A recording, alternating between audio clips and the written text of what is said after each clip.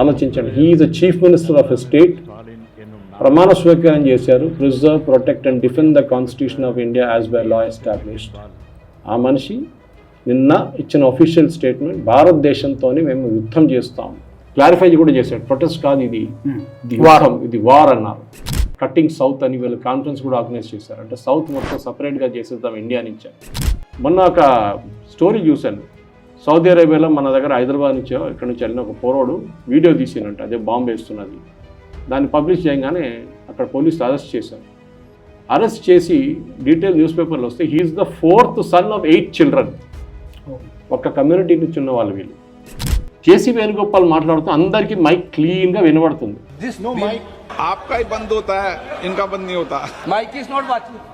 Speech అయినది, ఎవరికి problem లేదు. కానీ రాహుల్ గాంధీ అక్కడ కూర్చొని అంటాడు మైక్ పనిచేయట్లేదు. నమస్తే. ప్రస్తుతం దేశవ్యాప్తంగా డీలిమిటేషన్ అంటే నియోజకవర్గాల పునర్విభజన ప్రక్రియ, దీని గురించే మాట్లాడుకుంటూ ఉన్నారు. పార్లమెంటులో కూడా వేడిగా చర్చ జరుగుతోంది. ప్రతిపక్ష నాయకుడు రాహుల్ గాంధీ ఈ అంశానికి సంబంధించి మాట్లాడారు. ఇది ఒక యాంటీ నేషనల్ యాక్ట్, ఇది ఒక దేశ వ్యతిరేక చర్య అంటూ మాట్లాడారు. అలాగే ఈ డీలిమిటేషన్ ద్వారా దేశం యొక్క పొలిటికల్ మ్యాప్ మారబోతోంది. ఇది గతంలో అస్సాంలో జరిగింది, జమ్మూ కాశ్మీర్లో జరిగింది, ఇప్పుడు దేశవ్యాప్తంగా చేయడానికి మోదీ ప్రభుత్వం కుట్ర చేస్తోందని చెప్పి రాహుల్ గాంధీ ఆరోపించారు. అసలు రాహుల్ గాంధీ అభ్యంతరాలు ఏంటి, దీనికి ప్రభుత్వం చెబుతున్నటువంటి వాదన ఏంటి, ఈ అంశాన్ని గురించి క్లుప్తంగా మాట్లాడదాం. నాతో జాయిన్ అవుతున్నారు political analyst, senior journalist Suresh Kochattil garu. Suresh గారు నమస్తే. రాజు గారు, ఏం సార్ రాహుల్ గాంధీ ఇబ్బంది ఏంటి? ఆయన మాట్లాడాల్సిందంతా మాట్లాడేశాడు, లోక్సభ నుంచి వెళ్ళిపోయాడు. మ్యాజిక్ షో గురించి మాట్లాడారు. ఎస్, మ్యాజిక్ షో అంటే ఇది బాలాకోట్ మ్యాజిక్ అని చెప్పి మోదీ గారిని ఉద్దేశించి మాట్లాడారు. అంటే మన ఎయిర్ ఫోర్స్ వాళ్ళు తిడుతున్నారు అనమాట, అదంతా డ్రామా అన్నట్టుగా. ఎయిర్ ఫోర్స్ వాళ్ళు ఏం చేయలేదు బాలాకోట్లో. Okay, very good. Surgical strike జరగలేదన్నారు, ప్రూఫ్గా అడిగారు. బాలాకోట్లో చెట్లు కొట్టారు, ఏం జరగలేదన్నారు. అంటే మన ఎయిర్ ఫోర్స్ వాళ్ళు ఏం చేయలేదన్నమాట. ఆపరేషన్ సింధూర్లో ఎన్ని ప్లేన్లు పోయినాయి అదానికి తెలియాలి. ఇదే డైలాగులు మీరు యుఎస్ వైపు నుంచో లేకుంటే ఇజ్రాయెల్ వైపు నుంచో వాళ్ళ పార్టీలు ఎప్పుడు అడగరు. ఇదంతా మన దగ్గర ఉన్నారు so called leader of opposition. In fact Israeli leader of opposition Benjamin నెటన్యాహుని వాళ్ళ పొద్దున మొత్తం ఆయన క్లాస్ చేసుకున్నాడు. ఆయన మీరెందుకు ఒక కాంప్రమైజ్ అవుతున్నారు ప్రెసిడెంట్ ట్రంప్ దగ్గర? ఓకే, ప్రెసిడెంట్ ట్రంప్ ఏది చెప్తే మీరు బాంబింగ్ చేయమంటే బాంబింగ్ చేస్తున్నారు, చేయొద్దంటే చేయట్లేదు. మీరు వెళ్ళి టెర్రరిస్ట్ని చంపండి, మొత్తం ఫినిష్ చేసేసేయండి అని చెప్తున్నారు. ఆలోచించండి, మీ సపోర్ట్ చేస్తాం మేము. అది నేషనలిజం అంటే, national spirit. Anyway, Rahul Gandhi speech అయితే ఐ థింక్ చిన్నపిల్లలు కూడా ఇట్లా మాట్లాడారు. ఈయన మాట్లాడే పద్ధతి ఉంది. చాలాసార్లు స్పీకర్ గారు దాన్ని అన్పార్లమెంటరీ అని చెప్పి తీసేసిన వర్డ్ దీంట్లో లేవు, రిపోర్ట్లో లేదు, వీడియోలో కనిపిస్తుంది మనకు అక్కడ. సో ఉమెన్స్ రిజర్వేషన్ బిల్ గురించి ఆయన అభ్యంతరం ఏంటంటే సీట్లు పెంచుతున్నారు, అదొకటి అభ్యంతరం. టెక్నికలీ డీలిమిటేషన్ చేసేది మోదీ గారు కాదు, దానికి కమిషన్ సెటప్ చేస్తారు, which will be headed by judicial officer. Supreme court judge retired ఉంటారు, హైకోర్టు జడ్జెస్ ఉంటారు, కాన్స్టిట్యూషనల్ ఎక్స్పర్ట్స్ ఉంటారు. వీళ్ళందరూ కూర్చొని పాపులేషన్ డేటా చూసి ప్రతి ఏరియా పాపులేషన్ బట్టి దాన్ని మార్చుతారనమాట.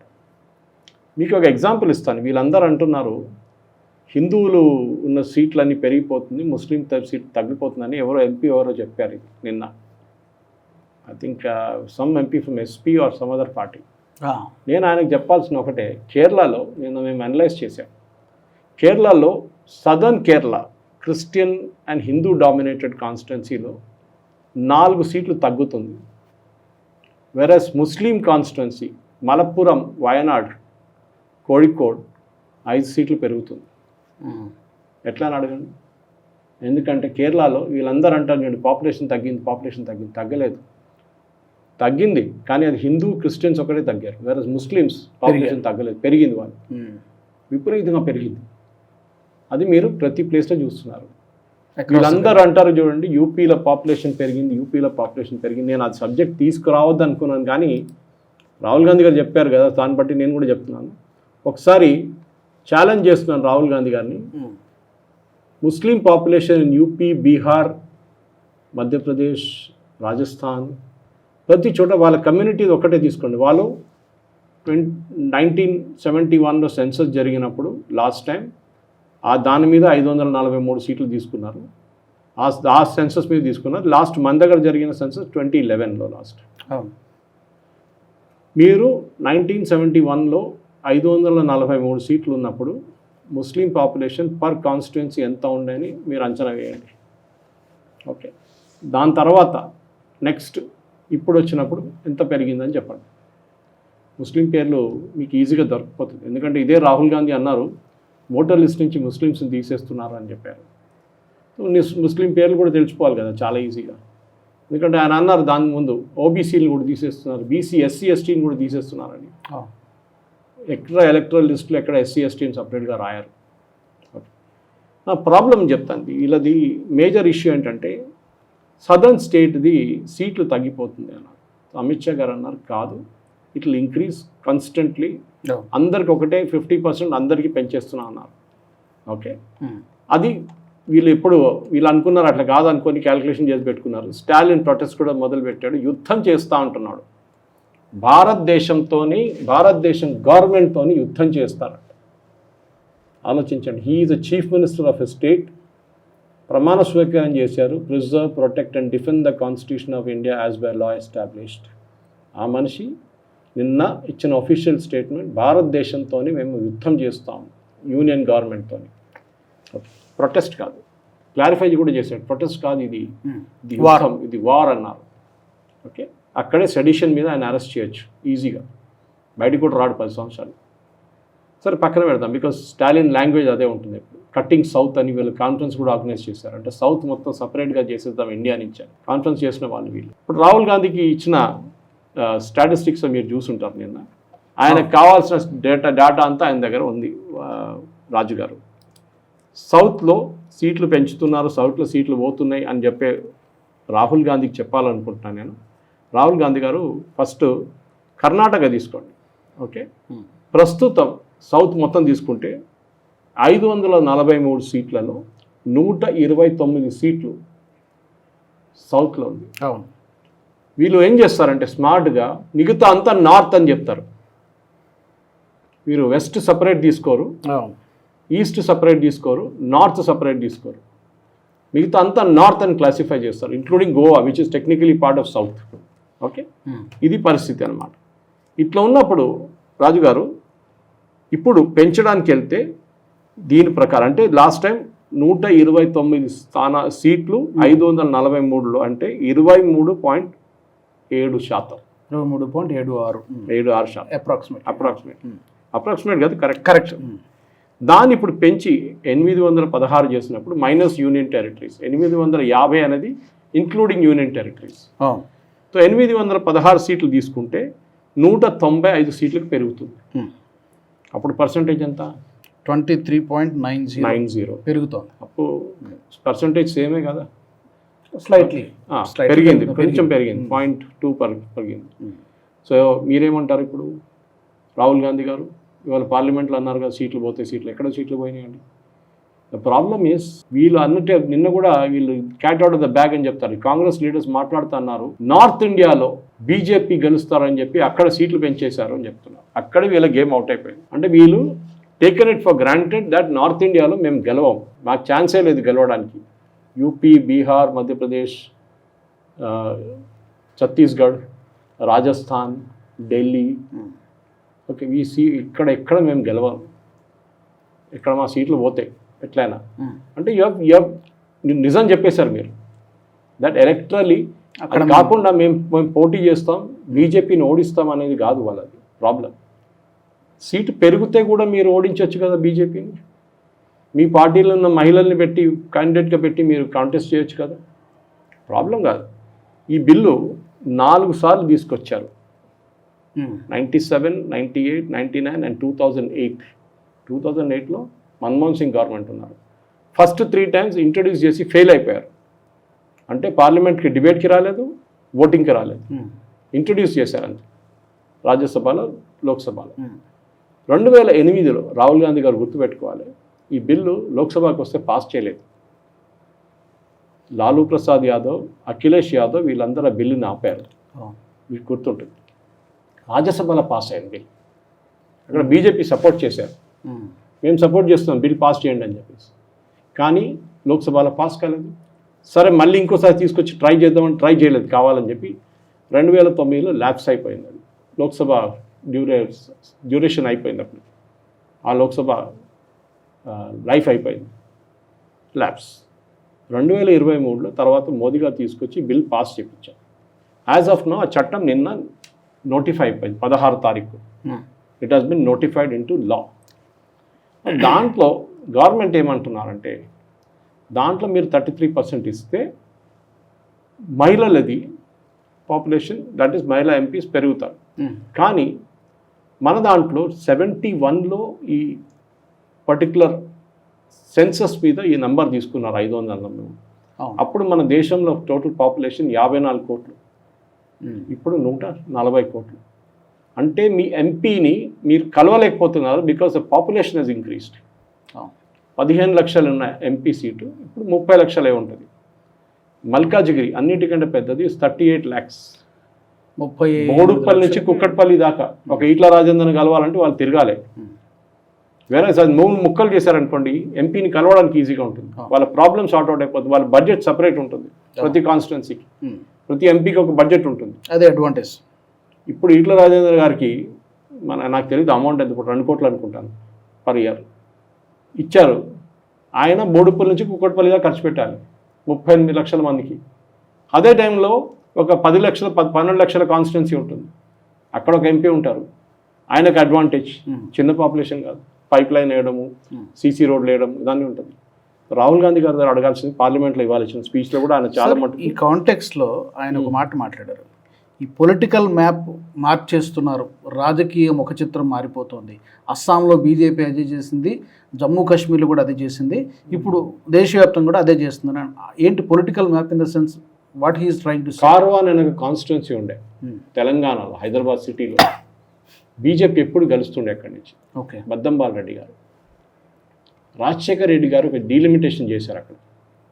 నాకు తెలియదు బీజేపీ వాళ్ళు కూడా గుర్తుందో లేదని.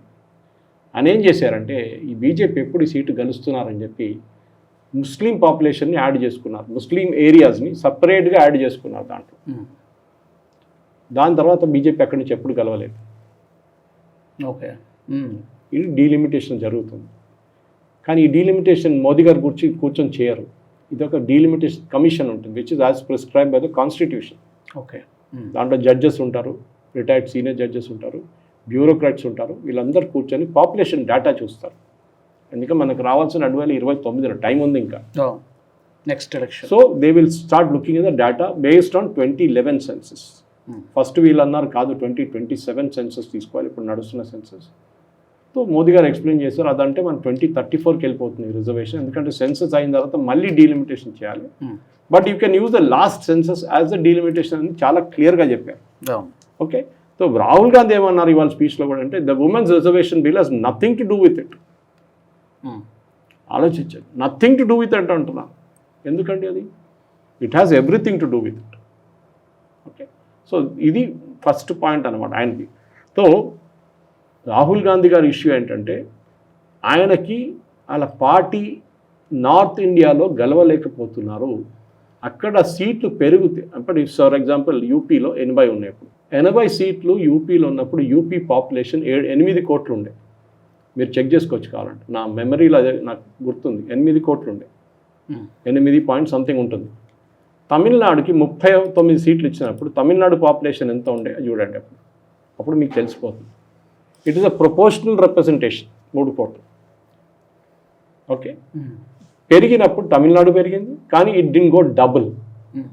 ఓకే, తమిళనాడు డబుల్ కాలేదు, యూపీ 3 టైమ్స్ పెరిగింది, తమిళనాడు డబుల్ అయింది అంతే పాపులేషన్. ఏది 1971 నుంచి 2011 వచ్చేదాకా, దట్ మచ్ టైమ్స్. 81, 91, 2001, 2011 40 సంవత్సరాల్లో పాపులేషన్ యూపీది 3 టైమ్స్ పెరిగింది. Okay, which is there consistently. ఇప్పుడు రేవంత్ రెడ్డి గారి ఆర్గ్యుమెంట్ ఒకటి, మిగతా వాళ్ళ ఆర్గ్యుమెంట్ 2 కలుపుకుందాం మనం. అండ్ దాట్ రాహుల్ గాంధీ కూడా, పాపులేషన్ నార్త్ ఇండియా పెరిగిపోయింది, మీరు పనిష్ చేయ బదులు మమ్మల్ని పనిష్ చేస్తున్నారు. ఎవరు పనిష్ చేస్తున్నారండి? సౌత్ ఇండియాని 80 సీట్లు ఉన్న యూపీకి 120 చేశారు, 50% పెంచేశారు, అందరికి 50% పెంచేశారు. అప్పుడు మీకు డిస్క్రిమినేషన్ ఎక్కడ వస్తుంది? మీకు ప్రాబ్లం ఏంటంటే యూపీ బేస్ 80 ఉంది, 80 ముందు కూడా ఉండే కదా, మీరే చేశారు కదా 71లో, అప్పుడు ప్రాబ్లం లేదా? ఎందుకంటే అప్పుడు కూడా 15 lakh పాపులేషన్ మీద చేశారు. Okay, so nothing different. ఇప్పుడు పాపులేషన్ పెరిగింది, దాని బీజేపీని తప్పు పడుతున్నారా? పాపులేషన్ పెరిగిందని చెప్పి యూపీ ప్రజల మీద మీరు వాళ్ళు తప్పు పడుతున్నారా? లేకుంటే అక్కడున్న ఒక కమ్యూనిటీ వాళ్ళ పాపులేషన్ పెరిగిందని తప్పు పడుతున్నారా? Let us analyse. Hindu population independence టైంలో ఎంత ఉంది, ఇప్పుడు ఎంత ఉంది? ముస్లిం పాపులేషన్ హిందూ ఇండిపెండెన్స్ టైంలో ఎంత ఉంది, ఇప్పుడు ఎంత ఉంది? ఎవరిది ఎక్కువ పెరిగింది చూడండి, దెన్ ఆన్సర్ ద క్వశ్చన్. ఎందుకంటే వీళ్ళ గ్రాండ్ మదరే కదా హమ్ దో హమారే దో అని మొదలు పెట్టారు క్యాంపెయిన్ ఒకటి. ఆ క్యాంపెయిన్ ఎక్కడ పోయింది? ఇది మీరు అడగాల్సింది. మొన్న ఒక స్టోరీ చూశాను, సౌదీ అరేబియాలో మన దగ్గర హైదరాబాద్ నుంచి ఇక్కడ నుంచి వెళ్ళిన ఒక పోరోడు వీడియో తీసినంట, అదే బాంబు వేస్తున్నది. దాన్ని పబ్లిష్ చేయగానే అక్కడ పోలీసులు అరెస్ట్ చేశారు. అరెస్ట్ చేసి డీటెయిల్ న్యూస్ పేపర్లు వస్తే he's the 4th son of 8 children. ఒక కమ్యూనిటీ నుంచి ఉన్న వాళ్ళు వీళ్ళు. 8 పిల్లలు, అందులో 4వ వాడు. నాట్ ఇది మన తప్పు, చంద్రబాబు నాయుడిని తప్పట్లేము. పిల్లలు ఇంకా 3వ పిల్లల్ని కనుక్కోండి మీరు అంటున్నారు. ఆయన పాపులేషన్ మీద ఆడుకుంటే then it is very clear, one community population మొత్తం హైజాక్ చేస్తున్నారు.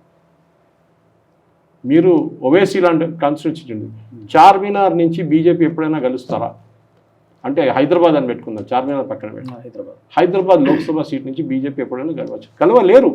ఇప్పుడు ఈ డీలిమిటేషన్ తర్వాత అసదుద్దీన్ ఓవైసీ పట్టు కోల్పోతారు? లేదు, వాళ్ళది ఉంటుంది. ఎందుకంటే వాళ్ళ ఏరియాలోనే డివైడ్ చేస్తారు, అంతే. అక్కడ ముస్లిమ్సే మెజారిటీ ఉన్నారు. ఓకే, ఇది ప్రాబ్లం. సో వీళ్ళ లాజిక్ ఏంటంటే యూపీ హిందూ ఏరియా.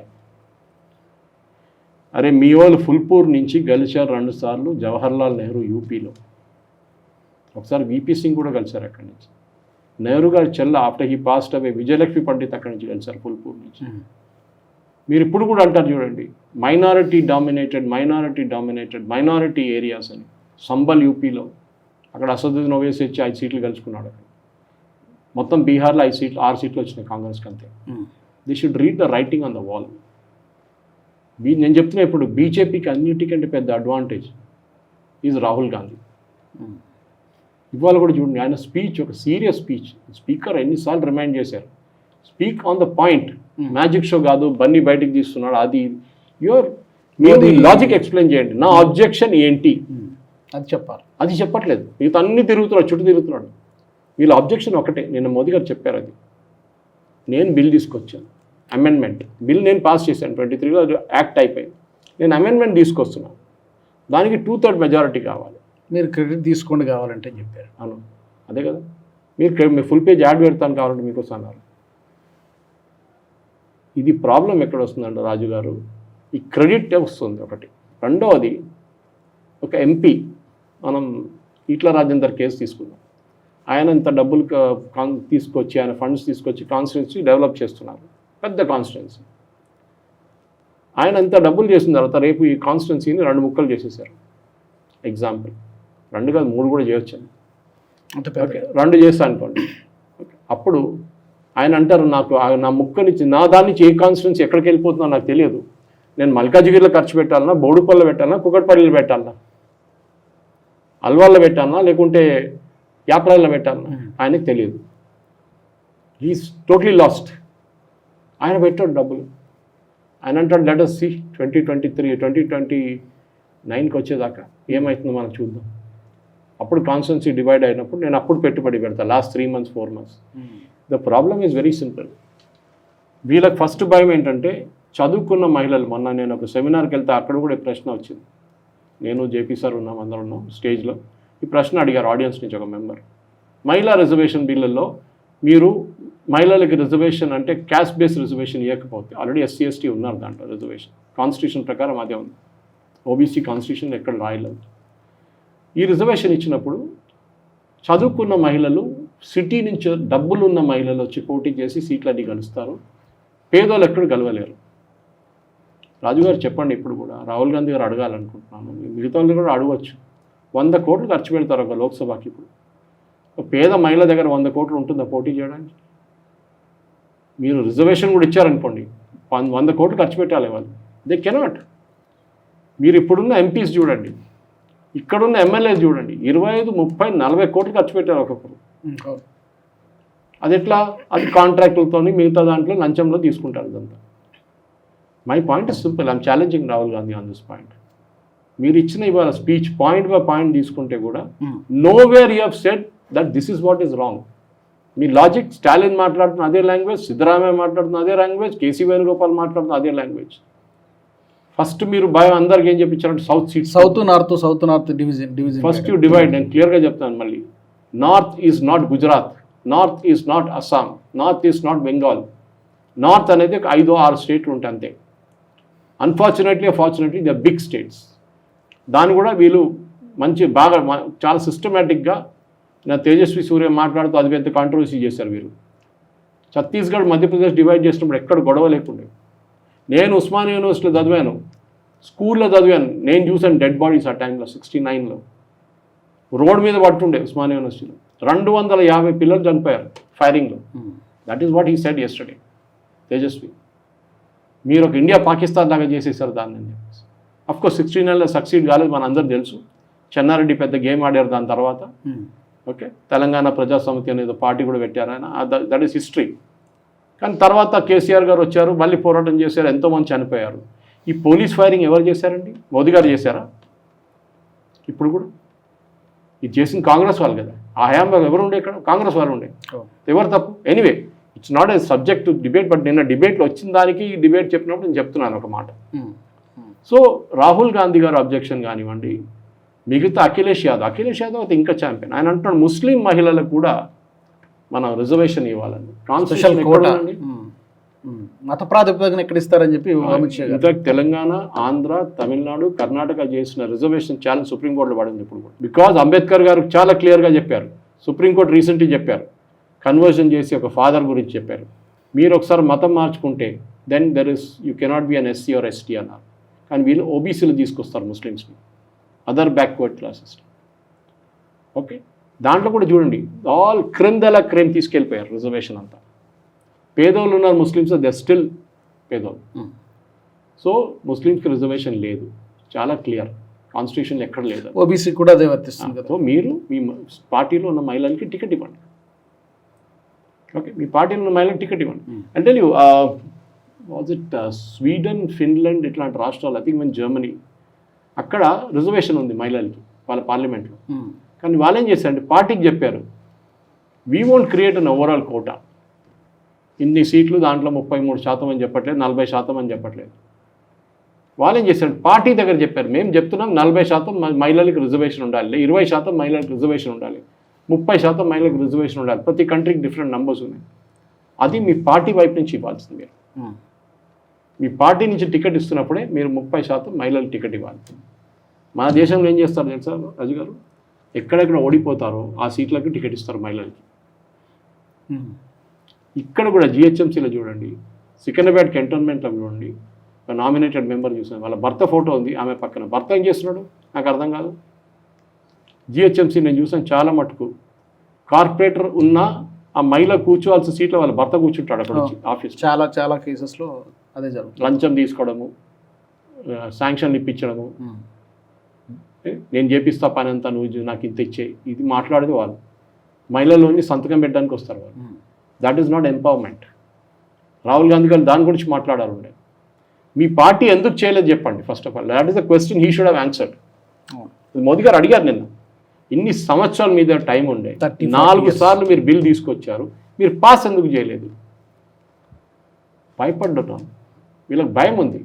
తీసుకొస్తే లాలూ ప్రసాద్ యాదవ్, అఖిలేష్ యాదవ్ పార్టీ ఇడ్చేసి వెళ్ళిపోతారు, గవర్నమెంట్ పడిపోతుంది. ఇది major problem. So Rahul Gandhi గారికి స్పీచ్ చేయడంలో ఆయన ఇవాళ దాకా ఒక స్పీచ్ ఇచ్చిన తర్వాత మీరు ఫర్ ఎగ్జాంపుల్ లోక్సభలో ఒక ప్రొసీజర్ ఉంది, I forget the number of that section.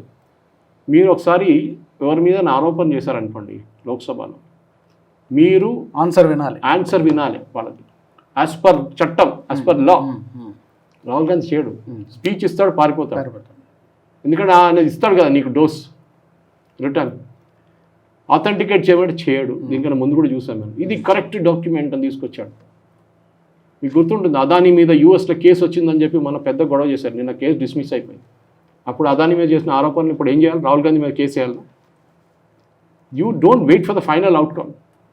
Modi is corrupt అంటున్నారు. ఏది బోఫోర్స్ కేసు నుంచి, మీకు బోఫోర్స్ కాదు, జీప్ స్కామ్ నుంచి మొదలైన నెహ్రూ స్కామ్ నుంచి మనం ఎన్ని స్కామ్లు కాంగ్రెస్ పార్టీ ఒక ఫ్యామిలీలో చూసాం మనకు తెలుసు. మోదీ గారిని కరప్ట్ అంటున్నారు. ఒక్క కేసు చూపించండి మోదీ గారు వ్యతిరేకంగా, దమ్ముంటే కోర్టుకి వెళ్ళండి. సో పార్లమెంట్లో మాట్లాడడం చాలా easy. Unfortunately are fortunately for Congress, ఇటువైపు కూడా బీజేపీ వైపు స్ట్రాంగ్ స్పీకర్స్ కొంతమంది ఉన్నారు. ఇవాళ ఇప్పుడు నేను లాస్ట్ స్పీకర్స్ కొంతమంది చూశాను పార్టీ నుంచి, పేపర్ నుంచి చదువుతున్నారు వాళ్ళు. ఐ మీన్ పార్లమెంట్లో అంబేద్కర్ గారు కాలేజ్ పెట్టారు ఆయన బతుకున్నప్పుడు. పాప ఆయన ఈ didn't see the final finish of that college. First batch వచ్చే ముందు ఆయన చనిపోయారు. పొలిటికల్ పార్టీస్లో ట్రైనింగ్ ఎట్లా ఇవ్వాలని చెప్పి, ఎంపీస్ కావడానికి ట్రైనింగ్ ఎట్లా ఇవ్వాలని చెప్పి అంబేద్కర్ గారు కాలేజ్ పెట్టారు. ఎటికెట్స్ గురించి, పబ్లిక్ స్పీకింగ్ గురించి, లాస్ గురించి, చట్టాల గురించి, ప్రొసీజర్స్ గురించి అన్ని ట్రైనింగ్ ఇవ్వడానికి. ఇన్ఫ్యాక్ట్ ఆయన లాస్ట్ సెషన్కి వచ్చాడు, ఎందుకంటే ఈ పబ్లిక్ స్పీకింగ్ గురించి మాట్లాడడానికి. దానికన్నా 2 రోజుల ముందు చనిపోయారు. I'm just giving an example. చట్టం తెలియదు వీళ్ళకి. రాహుల్ గాంధీకి తెలుసు, కానీ వైలేట్ చేస్తాడు కావాలని చెప్పి. నిన్న మీరు చూసుంటారు, కేసీ వేణుగోపాల్ మాట్లాడుతూ అందరికీ మైక్ క్లీన్గా వినబడుతుంది స్పీచ్ ఆయనది, ఎవరికి ప్రాబ్లం లేదు. కానీ రాహుల్ గాంధీ అక్కడ కూర్చొని అంటాడు మైక్ పని చేయట్లేదు. Sir, this no mic चालू है. आपका ही बंद होता है, इनका बंद नहीं होता. mic is not working. Mic चालू है. ఆయన మైక్ మాకు వినబడుతుందా? మీకెట్లా వినబడుతుంది? మీ పక్కన నిలబడున్నాడు మాట్లాడుతున్నప్పుడు. లోక్సభ ఇంత పెద్ద స్పీకర్స్ ఉన్నాయి, అక్కడ పైన మైక్స్ పనిచేస్తున్నాయి. ఆయన మైక్ పైన గ్రీన్ లైట్ వెలుగుతుంది. ఇది ఆయన ఇక్కడ కూర్చొని చిన్నపిల్లలు చూస్తారు చూడండి, ఆ పని చేస్తున్నాడు. దానికోసం వాళ్ళ డైలాగ్ కూడా అది చిన్నపిల్లల స్పీచ్ లాగా ఉండేవాళ్ళు. సీరియస్నెస్ లేదు. అసలు విషయాన్ని పక్కన పెట్టేసి మిగతా అంతా కూడా మాట్లాడుతుంది. ఎగ్జాక్ట్లీ, సీరియస్నెస్ లేదు. Sir, coming to the numbers, ఇప్పుడు నెక్స్ట్ ప్రొసీజర్కి వచ్చేసరికి ఓటింగ్ జరుగుతుంది కదా, రాజ్యసభ అండ్ లోక్సభలో కూడా జరుగుతుందా? 2/3 మెజారిటీ అంటున్నారు. ఏమన్నా దీనికి అడ్డంకులు ఏమైనా ఉండేటువంటి అవకాశం ఉందా? Simple, number of members present and voting. Okay, Mamata Banerjee already చెప్పేసింది మేము ఓట్ చేయము, TMC will walkout or abstain. కానీ వీళ్ళు స్టాలిన్ కోసం, మమతా బెనర్జీ కోసం, మిగతా అఖిలేష్ యాదవ్ కోసం వీళ్ళు రాహుల్ గాంధీ డ్యాన్స్ చేస్తారు. అది ప్రాబ్లం. ఇంకోటి మన రేవంత్ రెడ్డి గారు ఇంకో స్టేట్మెంట్ ఇచ్చారు, జిఎస్డిపి మీద ఉండాలన్నారు. Very good, excellent. Maharashtra GSDP ఎంత ఉందండి? దాన్ని బట్టి సీట్లు పెంచండి. స్టేట్ వైజ్ తీసుకోండి, అసెంబ్లీ కూడా పెంచాలి కదా. స్టేట్ వైజ్ పెంచినప్పుడు జిఎస్డిపి పెట్టండి. హైదరాబాద్ రంగారెడ్డి, మల్కాజిగిరి, మెడ్చల్ మల్కాజిగిరి, ఇంకా చుట్టుపక్కల ఉన్న డిస్ట్రిక్ట్స్లో ఈ 3 తీసుకుందాం, ఎక్కువ వద్దు. ఈ 3 డిస్ట్రిక్ట్స్ నుంచి వచ్చిన జిఎస్డిపి మీద సీట్లు పెంచండి. మిగతా డిస్ట్రిక్ట్ ఎంత జిఎస్డిపి ఉంటుందో అంతే సీట్లు పెంచాలి. అగ్రీడ్? అప్పుడు అంటారు లేదు, అది సపరేట్ రూల్, ఇది సపరేట్ రూల్. అది లోక్సభకి అది రాజ్యసభ, అసెంబ్లీకి అది పెట్టకండి. వీళ్ళు ఎప్పుడు అక్యూజ్ చేస్తుంటారు గవర్నమెంట్ని. మేము రూపాయి పంపిస్తే 14 రూపాయలే మాకు ఇస్తారు, యూపీకి 20 రూపాయలు ఇస్తారు, మీరు 200 రూపాయలు ఇస్తారు. మాకు రూపాయి పంపిస్తే నాకు 14 పైసలు వస్తుంది, యూపీకి 2 రూపాయలు ఇస్తున్నారు, ఈక్వలెంట్. అట్లా నంబర్ పెట్టచ్చు మనం. ఏంటంటే పేద ఉన్న స్టేట్స్కి ఎక్కువ ఇస్తున్నారు. ఎవరు ఇస్తున్నారు? మోదీ గారు ఇవ్వట్లేదు. The thing called planning commission ముందు, తర్వాత నీతి ఆయోగ్ వచ్చింది, ఇప్పుడు ఒక ఫైనాన్స్ కమిషన్ ఉంది, జ్యుడిషియల్ మెంబర్స్ ఉన్నారు, వాళ్ళు డిసైడ్ చేస్తారు. మోదీ గారు పక్కన కూర్చొని రాయరు, వాళ్ళు డిసైడ్ చేస్తారు. ఈ స్టేట్ బ్యాక్వర్డ్ ఉంది, ఓకే, వీక్ అన్న స్టూడెంట్ని టీచర్ ఎక్స్ట్రా ఎఫర్ట్ పెడతారు. ఇప్పుడు యాజ్ అ నేషన్ హోల్గా చూడాల్సి ఉంటుంది. That is so simple. నేను అదే లాజిక్ యూజ్ చేసి చెప్తున్నాను. హైదరాబాద్ నుంచి వచ్చిన ట్యాక్స్ హైదరాబాద్లోనే వాడాలి. మీరు సిద్దిపేటలో, కరీంనగర్లో తీసుకెళ్ళకూడదు. అప్పుడేమంటారు? అప్పుడు అంటే కాదు, అది బ్యాక్వర్డ్ డిస్ట్రిక్ట్ కదా, అక్కడ మనం ఇంకో ఖర్చు పెట్టవచ్చు. అది అట్లా ఉందా? ఇప్పుడు యూపీ బ్యాక్వర్డ్ కాదు, యూపీ కూడా దే ఆర్ ఇంప్రూవింగ్. మీకన్నా ఎక్కువ మ్యానుఫ్యాక్చరింగ్ యూపీలో ఉంది, కార్లు కానీ మిగతా కానీ హర్యానాలో ఉంది మీ దగ్గర కన్నా. ఇది మనం గుర్తుపెట్టాలి. ఈ నేషన్ని పాకిస్తాన్, ఇండియా లాగా నిన్న కూడా చూసాను, కాంగ్రెస్ కూడా మ్యాప్ పెట్టాడు, south India separate. Actually the fellow can be put in jail, treason, because map of India he has violated map రూల్స్లో. సో రాహుల్ గాంధీ గారు గుర్తుపెట్టుకోవాలి, ఆయన స్పీచ్లో ఆయన చెప్పిన మాట ఎవరికి గుర్తు ఉండదు ఇవాళ సాయంత్రం దాకా. ఎందుకంటే ఆయన సబ్జెక్ట్ గురించి మాట్లాడలేదు అసలు. ప్రియాంక వాద్రా, అమిత్ షాని నవ్వుపించారు, ఫస్ట్ టైం స్మైల్ చేశారు. నేను చేయలేకపోయాను ఇప్పుడు దాకా. You talk such stupid things, who will smile? That's a problem. అదన్నమాట. Thank you so much Suresh garu, ధన్యవాదాలు. మరి ఈ డీలిమిటేషన్ కావచ్చు, నియోజకవర్గాల పునర్విభజన కావచ్చు, 33% రిజర్వేషన్ కానీ వీటికి సంబంధించి చాలా వాడివేడిగా చర్చ అయితే జరుగుతుంది. ప్రతిపక్షాలు అడ్డుకునేటువంటి ప్రయత్నం చేస్తున్నాయి. మరి ఈ అంశానికి సంబంధించి మీ ఒపీనియన్స్, మీ అభిప్రాయాలను తప్పకుండా మీరు కామెంట్ సెక్షన్లో పెట్టచ్చు. వచ్చే ఎపిసోడ్లో మళ్ళీ కలుద్దాం. జై హింద్. ఈ వీడియో మీకు నచ్చినట్టయితే లైక్ చేయండి, 10 మందికి షేర్ చేయండి. అలాగే కామెంట్ల రూపంలో మీ అభిప్రాయాలను మాతో పంచుకోండి. Nationalist hub group of channels ను సబ్స్క్రైబ్ చేసుకుని తెలుగునాట జాతీయవాద జర్నలిజాన్ని ప్రోత్సహించండి. ఈ వీడియో కింద ఉన్న బెల్ ఐకాన్ పై క్లిక్ చేయడం మర్చిపోవద్దు.